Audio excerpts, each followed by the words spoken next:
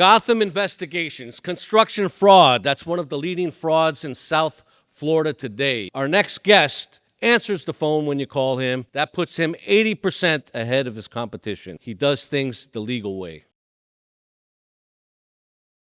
We are here with Alex Cornel with Build Pro Construction. We consult with him on all our contractor fraud cases. Alex, welcome.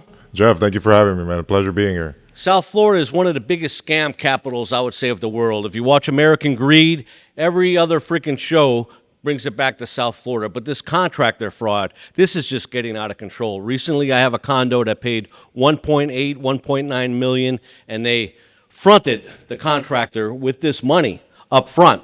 And he wasn't even a legitimate contractor. He was using somebody else's license, billed halfway, and now the whole project is stopped. Why they did that? Because he promised like an expedient way to finish this project if he had all the money up front. Many of these subcontractors are putting liens on buildings where they pay the contractors. What have you experienced in your business? Well, Jeff, unfortunately, yeah, that's a very rampant problem here in South Florida. I hear that all the time from our clients. Either they pay the contractor doesn't show up, or, he sends other people, so they'll take the money and not even be on top of their contractor. And then a lot of them, a lot of the times they're working under somebody else's license, which I know Florida is now trying to outlaw. I know they've passed a few legislation trying to get rid of having people working under other people's license. People hire you after the fuck up and after they're already drained of all their funds. Yes, and then unfortunately some people don't vet their contractors. I tell people all the time it's very important that you try to vet your contractors, make sure that the license is under their name, make sure that they're insured. Go do a little bit of research, look at the DBPR, look into their license, check the Better Business Bureau, things like that, just to make sure that the person that you're working with is legitimate. Well, one of the problems with that, you're saying check the DBPR and stuff, they don't even consult a complaint or conclude a complaint until the civil litigation is done on these cases. So unless there's a final outcome on the civil side, they won't even put a fault on this individual's contractor's license. Right, which is unfortunate. I've seen cases. I had an issue with a roofer I was actually working with, a gentleman from Honduras, and he was doing a good job for us at the beginning. I hired him for a commercial roof, and he didn't complete the job to our standards. I ended up firing him from the job, hiring another roofer to go ahead and complete the work. And obviously, we didn't pay that guy the remainderment of his contracted amount. Because of that, he went ahead and completely took the money from one of our assistants that was working at our office at the time. She hired him to do a small roof in the back of her house, and she paid him up front. And because of the dispute that we had, he ended up just taking her money and never doing the work. We come to find out 3 months later, this same roofer got arrested because he was trying to do an addition to a house in Hialeah without a license, without insurance. And he eventually got caught. Unfortunately, at the time that he got caught, the woman, who was an elderly woman, had already paid him about 85% of the contract, and he maybe had done 20% of the work. So he eventually got arrested. He got deported back to Honduras. But these cases happen all the time. Was he using somebody else's contractor license? Yeah. Well, he actually had told the woman that he was licensed and insured, but she never checked. She never followed up. So he never really, she never checked. Well, one way to avoid all this is either demanding, if you're doing construction with the contractor, or paying yourself, is to purchase a bond, correct? Correct. Having yourself a bond is going to be the best way to protect yourself. Also, of course, having a legitimate contract, making sure your contract is very detailed, going over it time and time again, and also making sure you have payment milestones on your contract. So you're not paying large amounts up front without work. The way that we structure our contracts is we try to make sure that we have milestone payments. So we don't collect payments until you see work done. So in other words, you put in the contract, the foundation goes down, then you go into the second down payment, the plumbing goes in, the third down payment. Exactly. Walls go up, the fourth payment. Exactly. And do you recommend that every single individual out there gets a lien release by your company? 100%. 100%. And what's to prevent a lien release of you signing over versus a lien release from each one of your contractors? How does that work? Well, usually when we sign the contract and we file a permit to do your job, everything falls under our license. With Build Pro Construction, we have all licenses under one roof. So we have our roofing, plumbing, mechanical, electrical license all under one roof. So basically, a lien release from you is as good as a lien release from the person that's doing the work. Exactly. Got it. Exactly. Okay. Exactly, because all of my guys that I work with, the subcontractors that I do hire vetted, I've worked with them for years, and when they're coming into a job, they're working under my license. They're working under the protection of Build Pro Construction and all of our licenses. There's just so much fraud going on, including like the engineers that are involved in the project, the architects that aren't even licensed, but then they just have an architect that signs off on it for more money, and the engineer signs off on it for more money, and they have these people doing the work for them. How do you go about preventing that?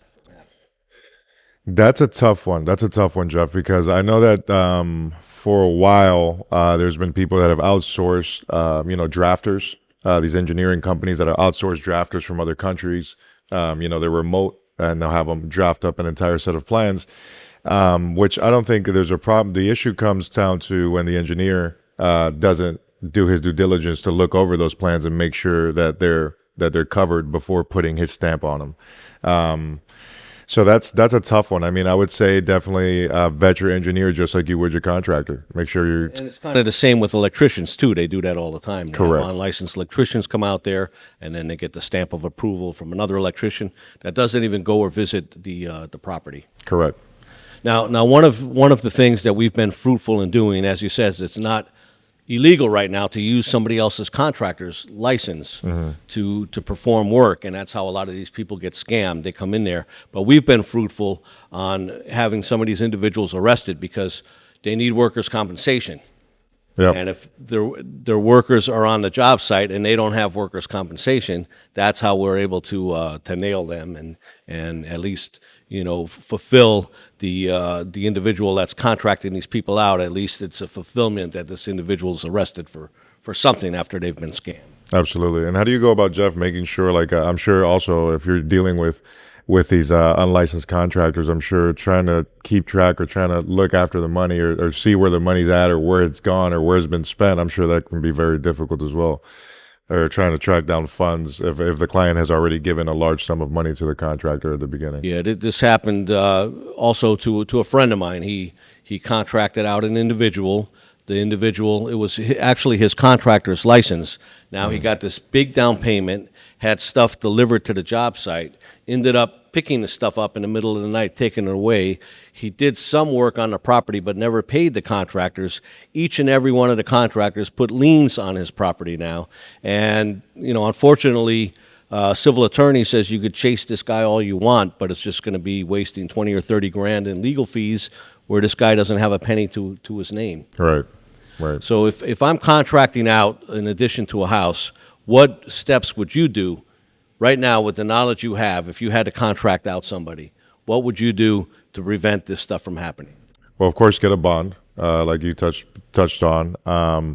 I would definitely do my research, go online, check these people, look into your local licensing websites, and make sure that these guys don't have any open cases or, are legitimate contractors. The best way also is word of mouth. I mean, for the longest time, I didn't have any ads out, and we got a lot of our business through word of mouth. And I think as long as you have somebody that you trust that's recommending a contractor, I think that'd be definitely the best way to keep you safe. So the purpose of the bond, just so people out there know, it's you sue the bond company. So in this instance where we just explained where the individual didn't have any money to go after, in this case you would sue the bond company and you would get your money back and you would put it for the project amount if anything were to happen with this. People should also look at civil websites, see if the individual himself has lawsuits against him. Obviously, the company that they're working for, does he have any past of felony arrest? All these things will contribute to a person's behavior, especially when they're dealing with a few $100,000. Of course. That they're getting. And being in Florida also, don't let, sometimes when we have these major storms or these major hurricanes, a lot of people rush into things because they want to get their house fixed. But we saw major issues with that on our last few hurricanes. There was a bunch of contractors that came in from different states They went around neighborhoods. They were taking deposits to put people on a quote unquote waiting list, and then they disappeared. And there was elderly people that got scammed, people that gave $30,000-$40,000 up front and completely lost that money. So we always tell people when there's a hurricane, when something happens to your house, if your roof has a leak or there's something that happens, don't just jump onto the first contractor. Take your time. I know it's annoying. I know you want to get that thing fixed, but take your time to do your research, know who you're hiring, and make sure you pick the right contractor for your job. And like you said, during a state of emergency, sometimes the state waives certain requirements. Yes. Yeah, they do. The last hurricane that we had, we actually mobilized a crew to get out to the west coast of Florida, over in Naples, Fort Myers, that entire area to help with cleanup. And that's when we started learning about these crews that were coming in and robbing folks. So but yeah, like you said, the counties there at the time were going ahead and waiving permitting procedures. So instead of you having to go in and go through the permit process, because obviously they too were feeling the distress of the aftermath of the hurricane. So as long as you had the stipulation there was you had to have an engineer, certify what you were doing to make sure that the work that was being completed was being done up to code. And then after the fact, we went ahead and submitted after the fact permits with documentation, with pictures, and then with signatures, of course, from our private engineers that went out there and did our private inspections and make sure that everything was to code.